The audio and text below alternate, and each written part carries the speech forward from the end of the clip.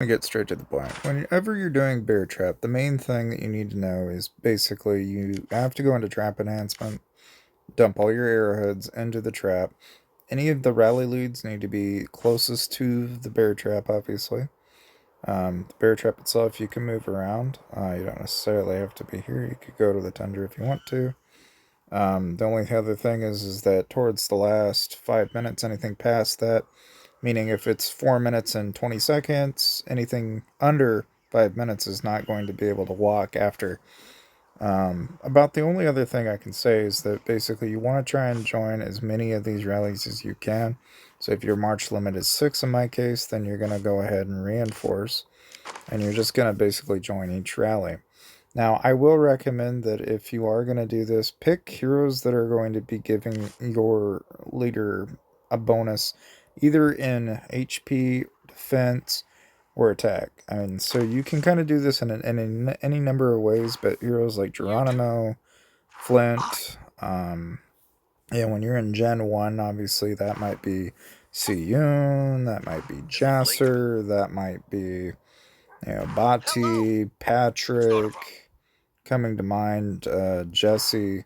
Those are all good picks. The ones that I wouldn't bother sending, if you can avoid it, are like Cloris and Smith and Charlie. Because again, when you're wanting to emphasize on damage, more specifically doing the most amount of damage possible, you need to be able to increase both your chief gear, which is going to be both the actual gear enhancement level of this, as well as the charm upgrades required for it. You also need to be going into your individual heroes. You need to be going in here and upgrading the gear to mythic and its level and its mastery forge. You need to upgrade the exclusive skill for said hero, and you need to be upgrading its skills. And then obviously its tier.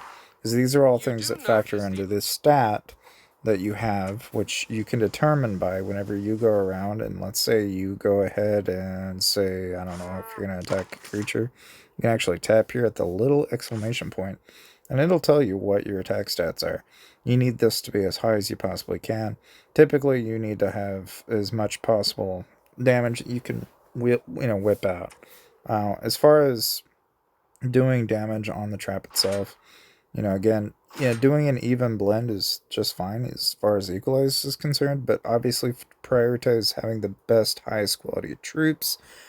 If you're starting out, obviously you're only going to have so much, but I mean, if you want my 2 cents, just invest a lot of your time and energy following behind the guy who has obviously spent more or has all the rewards, because they're going to be able to help you get ahead. Obviously, joining the rallies and getting ahead is kind of the goal here. So, ultimately, if you're sending a rally and you're sending it from here, you're going to be slower and therefore fewer rallies, therefore fewer points. The goal for rewards in Bear Trap is to basically do the most amount of damage in the fastest amount of time possible. And ultimately, the goal here is you're going to be getting Essence Stones, and you're going to get enhancement XP and resources and alliance tokens. Which is basically the gist out of this that you should really get out of this is it's really useful for upgrading your hero gear, but as far as that goes, it's not much use other than the resources and the alliance tokens. Um, Again, if you're struggling to do bear trap, like if you want to emphasize on increasing damage, I mean, one of the things you can either do is you can either bump up the amount of stats you have, so you can actually pop, different bonuses if you'd like. I've seen some people, what they'll do is they'll actually pop a deployment capacity boost just to be able to send a little bit more troops. But again, it's not necessary. I think if anything, you really shouldn't have to pop any bonus buffs or anything, but it is an option if you would like. Outside of that, obviously take advantage of any fort bonuses or any other bonuses that you can get your hands on, because these are all things that are going to ultimately contribute to the bear trap. And that's really about all you need to know as far as bear trap is concerned. But I would say, if anything, if you're struggling, that's really about all you need to know. So hopefully you learned a thing or two. Subscribe to the channel and leave a like if this helped you out.